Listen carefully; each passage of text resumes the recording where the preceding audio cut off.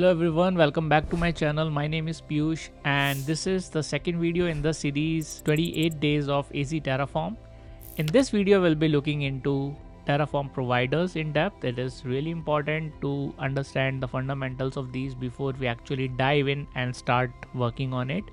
So the comments and like target of this video is 150 likes and 100 comments in the next 24 hours. I'm sure you can do that. And without wasting any time, let's get into the video. Okay, so let's talk about Terraform Provider, like what it is. Okay, so we have our Terraform over here, which we have just installed, and it comes with the version. So we saw 1.9.8 was the version I was using because it is the latest version. Now there is the Terraform provider, and the provider have a separate version because provider is maintained separately from Terraform, right? So it could be either maintained by third parties such as AWS, GCP, Azure, and so on, or it could be maintained in joint collaboration between HashiCorp and that provider. You know, try to understand there is a difference between the version of Terraform and the version of Terraform provider.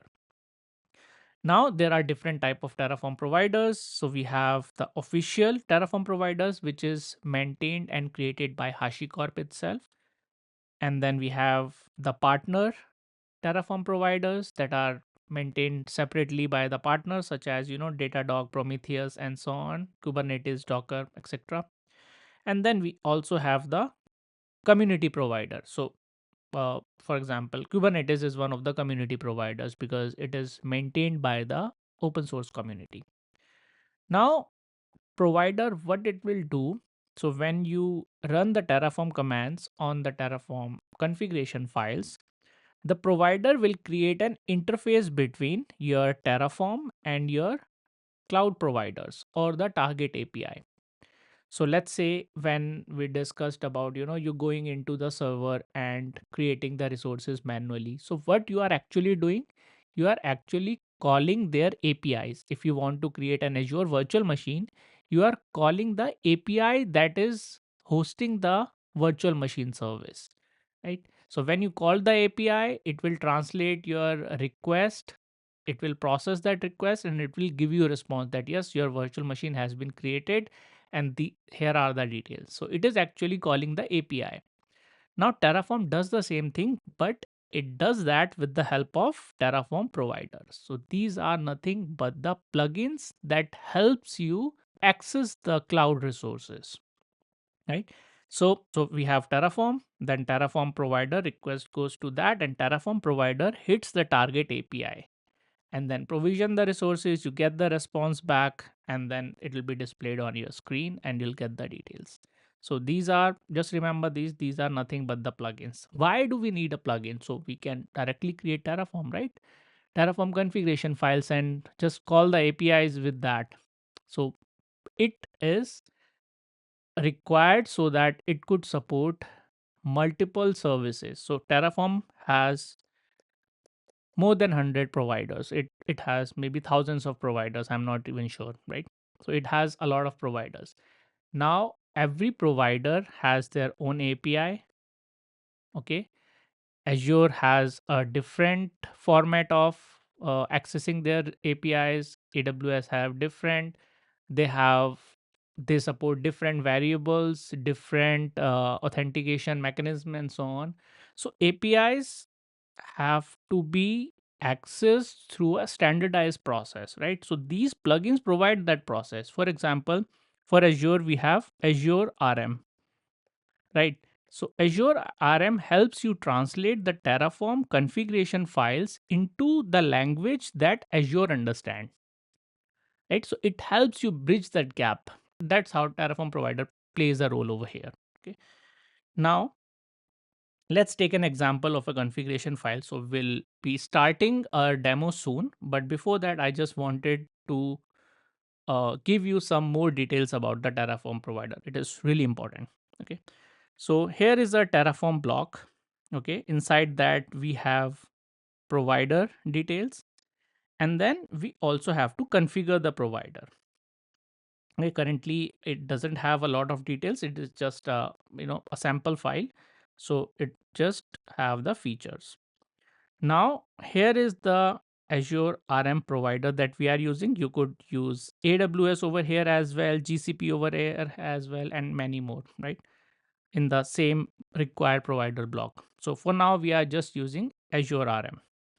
So Azure RM has the source HashiCorp slash Azure RM. That means it is not a partner provider. It is maintained and created by HashiCorp itself, right? So that's why it is part of HashiCorp and it resides in the HashiCorp Terraform registry. So when you call that, you specify a version. Okay. So it says let's use the version 3.02 of the provider. So this is not a Terraform version. This is the provider version of Azure RM. And over here it says required version. Now this is the Terraform version 1.1.0. Okay, so there is a difference between those two. You have to specify, and it is a best practice to specify the version. Otherwise, it will take the latest version. I'll show you why you should not be using the latest version. And now you have noticed these operators in front of provider versions. What are those? And what is the significance of that? Let's try to understand that. As I've said, like latest version will be used by default if you don't specify it, but your configuration might not be compatible with the latest version. Okay, so let's say you are using some fields over here. So let's say you are using, you know, Azure location ID, some field, some random field, okay, over here. But that field was introduced in version 3.0.2 and that field was changed or deleted in version 3.0.5. Now, if you are using the latest version, your code will break over here because your Terraform file does not have that compatibility with the required version that you are using, right? So that's why it is important to lock your version. It's called locking the version. Now, the question comes, which version should you use in that case? Should you pick any random version? So the rule of thumb is you use the version for which you have developed your code and you tested your code. Okay. So you have already done all the configuration, you have already tested your code, and then you use that version. Whenever you want to upgrade the Terraform provider version, what you do is you actually do all these changes in your local environment, your test environment. You make sure your changes does not break anything, and then you promote it to higher environments. That's how you do it. Now let's talk about the operators that we have talked earlier. Okay, so here is the version of provider, here is the version of Terraform. Okay, so this is the version, this is the operator. What is this? So you can use different operators for different purpose. So for example, if you use equal to, that means exact version. So if I would have used equal to over here, so that means we are instructing Terraform to use 3.0.2. Even if there is a newer version available, do not move away from this version. We are locking that version. If we are doing not equal to, that means exclude that version. Okay, so use any of the latest version except this version, even if it is the latest version. Then we have greater than, equal to, less than, equal to. So for that, we actually checking, like whenever this comparison is true, use that version. So for example, over here we have used greater than, equal to 1.1.0, right? That means whenever there is a newer version available, 1.1.0, use that, or if it is not available, use this version. So we are doing the comparison over here. Now, the most important out of these is this one. So you are using a tilde sign with a less than operator. So what it will do, it will allow the rightmost one to increment. So let's say your version has, so this is the major version, minor version, and the path set. Okay. So it will instruct the Terraform to use the latest version, but only change this last field, the last path set. So let's say you have a newer version available, 3.0.5. So it will use that 3.0.5. But if it has a latest version available, 3.1.0, it will not use that. Why?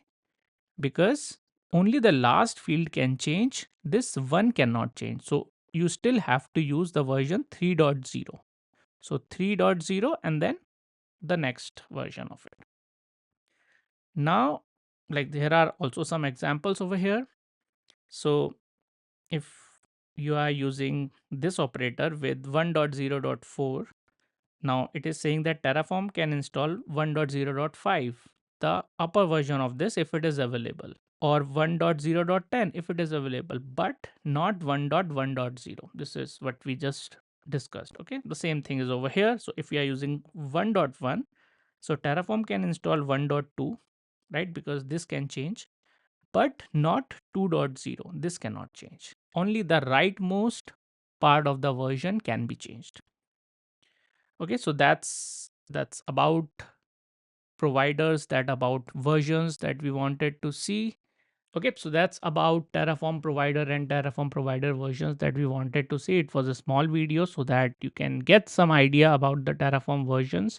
So check out the details given in the GitHub repository as well. Practice it and let me know if you face any issues. Make sure you complete the comments and like target of this video. In the next video, we'll be looking into creating the storage account. Pretty basic, pretty simple from the beginner's perspective, so that you can start working on it right away instead of doing just the theory things. Okay, so let's start with that tomorrow and I will see you then. Thank you so much for watching. You have a good day.